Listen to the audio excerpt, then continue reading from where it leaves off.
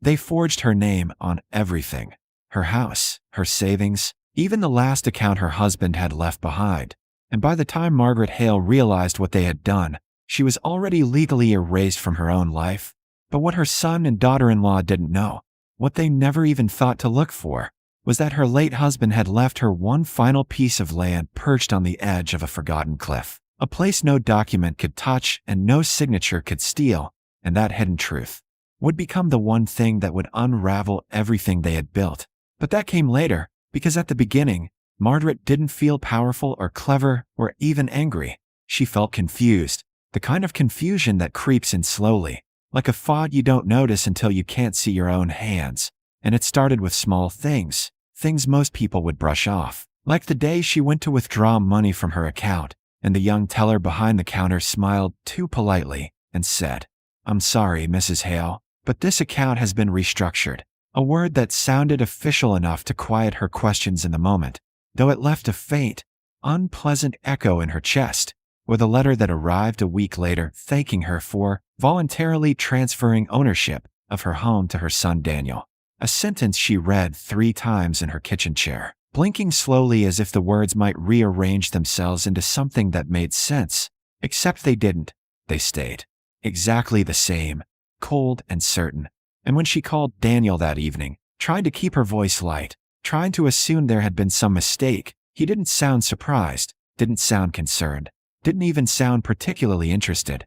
He just sighed softly, the way people do when they're already tired of a conversation they haven't had yet, and said, "Mom, we talked about this, remember? It's better this way."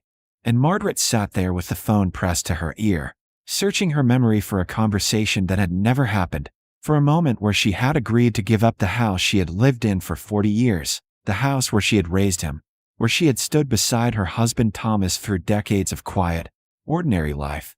But there was nothing, just empty space where that memory should have been. And when she said, carefully, "Daniel, I think there's been some kind of misunderstanding," he chuckled under his breath, not kindly, not warmly, but in that tight, dismissive way that made her feel suddenly small, and replied, "There's no misunderstanding, Mom. The paperwork is all signed." And that was the first time her stomach dropped, not fully, not completely, but enough to make her grip the edge of the table as if something beneath her had shifted. And over the next few days, the fog thickened, more letters, more notices, each one carrying the same calm, official tone, each one confirming something she didn't remember agreeing to, until finally she found herself sitting across from a lawyer she didn't know, a man who spoke in careful, measured sentences as he laid the documents out in front of her one by one. And there they were, her name, her signature, again and again, perfectly formed, perfectly consistent, as if she had signed them herself in a moment of quiet certainty. Except she hadn't. She knew she hadn't. And yet there was no hesitation in the lawyer's voice as he explained that everything had been done properly, legally, that all transfers had been completed with her full authorization.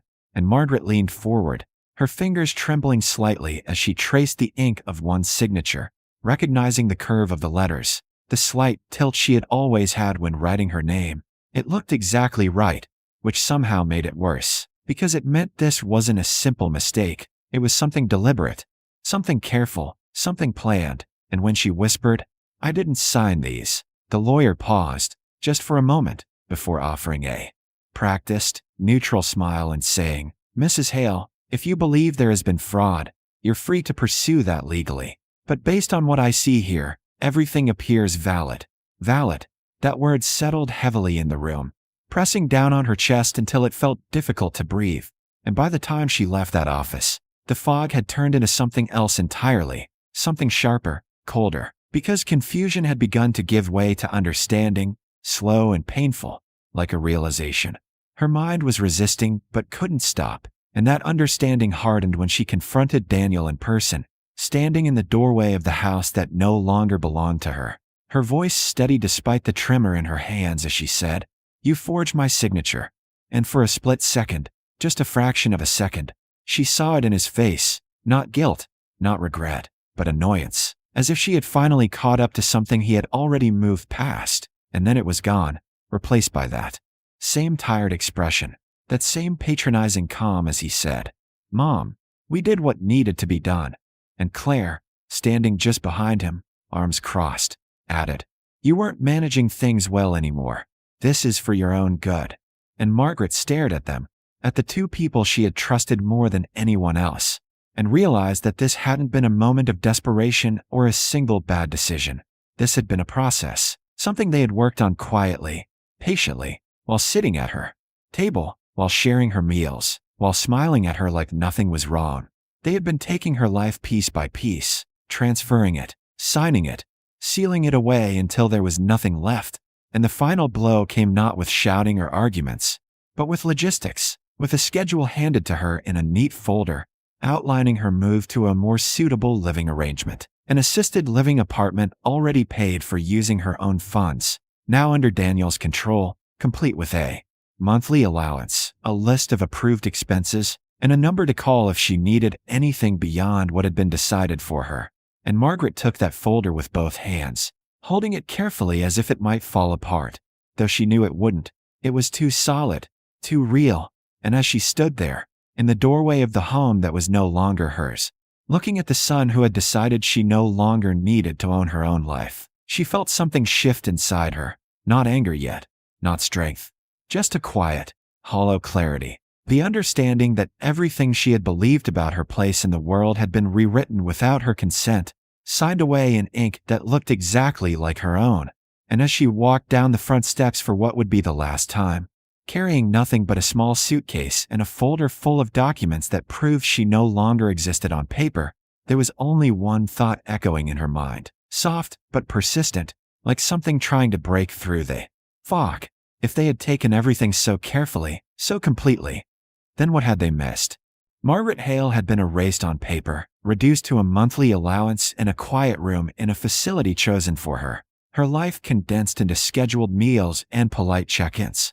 But what no one noticed, not the staff, not her son Daniel, not even Claire with her careful spreadsheets and tighter control, was that Margaret had stopped arguing, stopped questioning, stopped trying to prove anything at all, because somewhere beneath the weight of what had been done to her, a different kind of thought had begun to take shape, one that didn't rely on fighting for what was already gone, but instead asked a quieter, more dangerous question. What had they overlooked? And at first, the days passed in a blur of routine, the kind designed to keep people comfortable enough not to resist, with soft lighting, scheduled activities, and voices that were always just a little too gentle, as if everyone there might break if spoken to too directly. And Margaret played her part, nodding when spoken to, smiling when expected, letting the illusion settle around her that she was exactly where she was supposed to be, even as her mind moved somewhere else entirely, drifting back through years she hadn't revisited in a long time, back to Thomas, back to the quiet habits he had that she used to tease him for, the way he kept certain papers separate, the way he believed in holding onto small pieces of independence even within a shared life.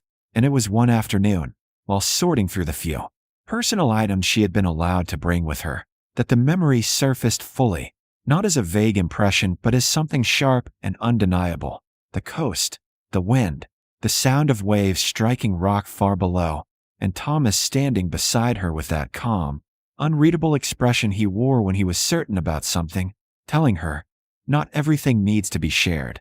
And Margaret froze, her hands resting on an old envelope she hadn't opened in years, its edges worn, its surface marked by time but not forgotten.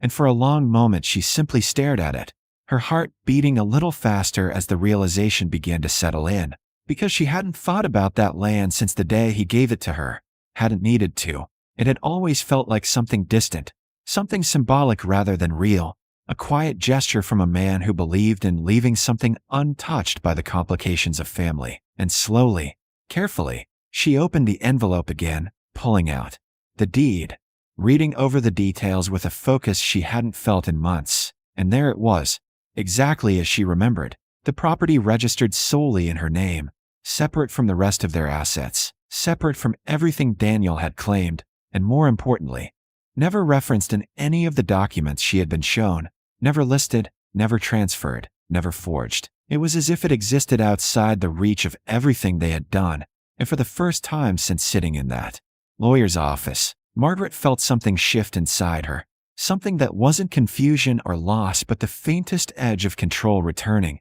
And she didn't tell anyone. Not yet. Not Daniel. Not the facility staff. Not even the friendly woman down the hall who tried to include her in card games each evening. Because this wasn't something she was ready to share. This was something she needed to understand first. And so the next morning, without asking for permission, without informing anyone of her plans, Margaret packed her small suitcase again, slipped the deed into her coat pocket, and walked out.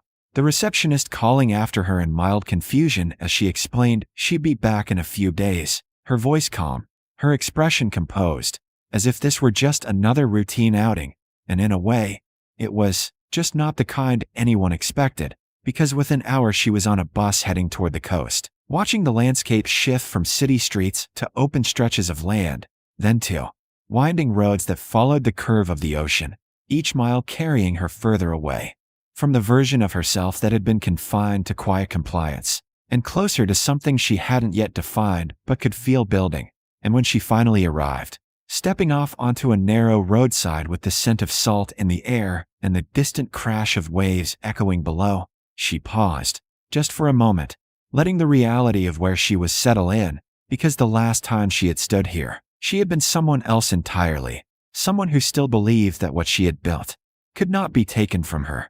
And now she was returning with nothing except a piece of paper and a memory. And yet somehow, it felt like more than she had when she left her own home. And the path to the property was still there, overgrown but visible, leading out toward the cliff where the land opened up into something vast and unbroken. And as Margaret walked it slowly, her steps careful but steady, she began to see what she hadn't fully understood all those years ago, that this wasn't just a hidden piece of land. It was something rare, something untouched in a way that the world no longer allowed easily. Because while everything around it had changed, new houses in the distance, signs of development creeping closer, the plot itself remained exactly as Thomas had left it, raw and open and undeniably hers. And when she reached the edge, looking out over the endless stretch of ocean below, the wind pulling at her coat and carrying with it a sense of space she hadn't felt in months, Margaret let out a breath she didn't realize she had been holding, because in that moment, the truth became impossible to ignore. Daniel had taken everything he knew existed, everything he could document, control, and transfer. But this had never been part of his world, never something he considered worth finding, and that was his mistake, because as Margaret stood there, the weight of what had been done to her still present but no longer suffocating, she began to understand the shift that had been quietly forming since she first opened that envelope again, that she wasn't entirely powerless, not yet, because the one thing that mattered most wasn't what had been taken, it was what remained, and what remained was something they couldn't reach, couldn't forge, couldn't quietly transfer behind her back. And as the wind moved around her and the waves continued their steady rhythm below, Margaret allowed herself, for the first time since everything had fallen apart, a small, deliberate smile. Not of relief, not yet, but of recognition, because this place, this forgotten stretch of land at the edge of a cliff, wasn't just a memory anymore. It was a beginning, and somewhere far behind her, in a house that no longer belonged to her. Daniel and Claire still believed they had taken everything that mattered, still believed the story was finished, but standing there with the deed in her pocket and the horizon stretching endlessly in front of her, Margaret knew something. They didn't. That the story wasn't over at all. It had simply moved somewhere they had never thought to look. Daniel Hale didn't discover the cliffside land because Margaret told him. He discovered it because someone else noticed what he had missed, and by the time he understood the magnitude of that mistake, it was already too late to fix quietly, too late to contain, because the very thing he had built his plan on, control, was now slipping through his hands in a way he couldn't manipulate with paperwork or signatures. And it started with a call, a simple inquiry from a coastal development firm that had been mapping out high-value properties along that stretch of shoreline. A polite voice asking about a parcel registered under Margaret Hale's name that hadn't been included in any of the recent asset consolidations tied to the Hale family. And Daniel, distracted at first, assuming it was some minor oversight, pulled up the records expecting to correct it within minutes, only to find nothing. No transfer, no documentation, no signed authorization, nothing that connected that land to him or Claire. in any legal way, just Margaret's name, clear and unaltered, standing alone in a way that immediately set something cold and sharp into motion in his chest. Because this wasn't like the other assets. This wasn't something he could explain away or quietly adjust. This was something they had never touched, and worse, something they had never even known existed. And when he confronted Claire, spreading the documents across their dining table with a tension that hadn't been there in months, her usual composure cracked just slightly as she realized what it meant, because they hadn't just missed an asset, they had missed the only one that mattered now, the only one that hadn't been stripped away. And within days, the calls escalated, investors expressing interest, figures being mentioned that were far beyond anything they had anticipated, because what had once been an isolated, forgotten piece of land was now positioned in the middle of a rapidly expanding coastal market, its value amplified by scarcity, by location, by the very fact that it had remained untouched while everything around it changed. And suddenly, the narrative Daniel had constructed, the careful, controlled version of events where Margaret had willingly signed everything away for her own good, began to feel dangerously incomplete, because there was now a piece of the story he didn't know, and that piece was growing in importance by the day. So he did what he had always done when something slipped beyond his control. He went directly to the source, arriving at the coast unannounced, the drive filled with a restless energy he couldn't quite suppress. Rehearsing conversations, adjusting his tone in his mind, deciding whether to approach with authority or concern or something softer, something that might convince rather than confront. But when he finally stepped out onto that narrow path leading toward the cliff, all of that calculation faltered, because there she was, standing at the edge of the land, as if she had always belonged there, her posture steady, her gaze fixed on the horizon. And for a moment, Daniel hesitated, not because he didn't know what to say, but because something about the way she stood made it clear that this wasn't the same situation he had walked into before. This wasn't a conversation he could control from the start.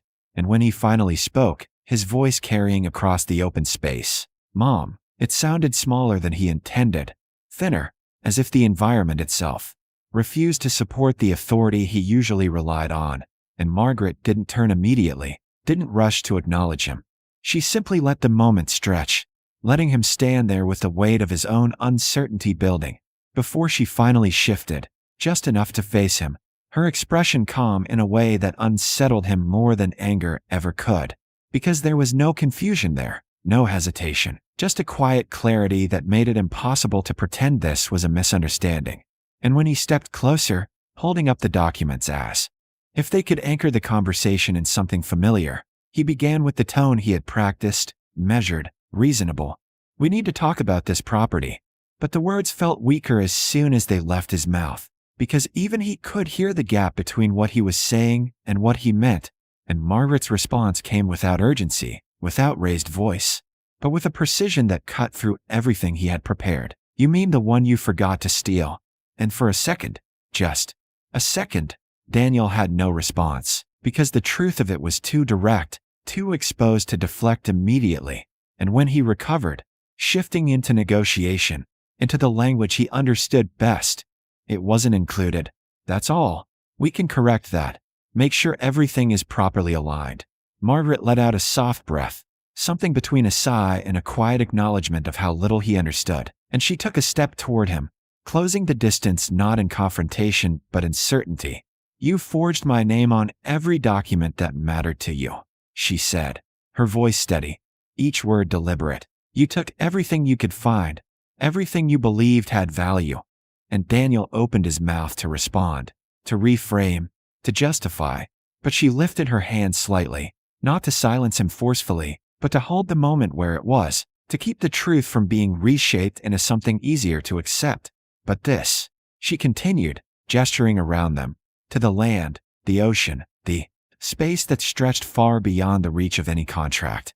"This was never part of your plan, because you didn't know it existed, and now it does, and it's mine." And there was something final in the way she said it, not dramatic, not emotional, just absolute. And Daniel felt it then, not just the loss of the property, but the loss of the control he had built his entire approach on. Because for the first time since this began, there was nothing he could do to force the outcome he wanted. No. document he could produce, no signature he could replicate, no quiet adjustment he could make behind the scenes. And as the wind moved between them and the sound of the waves filled the silence that followed, he shifted again, trying one last angle, softening his voice, reaching for something that resembled concern. "You don't have to handle this alone. We can figure something out together." But Margaret's expression didn't change, didn't soften in return, because she had already figured something out, something far beyond what he was offering. And when she spoke again, it wasn't to negotiate, it wasn't to argue, it was simply to state what had already been decided. "I've been alone since the day you signed my life away," she said. "This is the first thing that hasn't been taken from me." And with that, the conversation ended, not with a dramatic exit or raised voices, but with a quiet shift in direction, because Margaret turned back toward the edge of the cliff, back toward the horizon that now represented something entirely different than it had before. And Daniel, standing there with nothing left to say that could change the outcome, was forced to understand something he had avoided from the beginning. That control built on deception doesn't hold when it meets something real. And over the months that followed, that reality unfolded in ways he couldn't stop, because Margaret didn't sell the land to the highest bidder, didn't hand it over to developers or investors who saw it only in terms of profit. Instead, she built something that made the value of it impossible to measure in simple terms, a place designed not for gain but for protection, a coastal retreat paired with a legal support center for people who had been stripped of their assets by the very families they trusted, structured carefully, transparently, in a way that ensured no one could do to others what had been done to her. And as the project grew, drawing attention not just for its location, but for its purpose, the story behind it surfaced as well, the forged signatures, the controlled transfers, the quiet way her life had been taken and rewritten. And Daniel and Claire found themselves facing consequences they had never accounted for, not just legally, as investigations began to examine the validity of the documents they had relied on, but socially, reputationally, as the narrative they had maintained unraveled in the face of a truth that couldn't be dismissed as confusion or misunderstanding. And in the end, the property that had slipped through their plan didn't just remain out of their reach. It became the reason everything else began to collapse, because it proved something they had never considered, that no matter how thoroughly you erase someone on paper, you can't account for what you never knew existed. And Margaret, standing once again at the edge of the cliff months later, watching as the place transformed into something living, something meaningful, understood that what had begun as a quiet oversight had become something far more powerful, not revenge in the loud, dramatic sense, but something steadier, something lasting, the reclaiming of her own narrative in a way no forged signature could ever take away.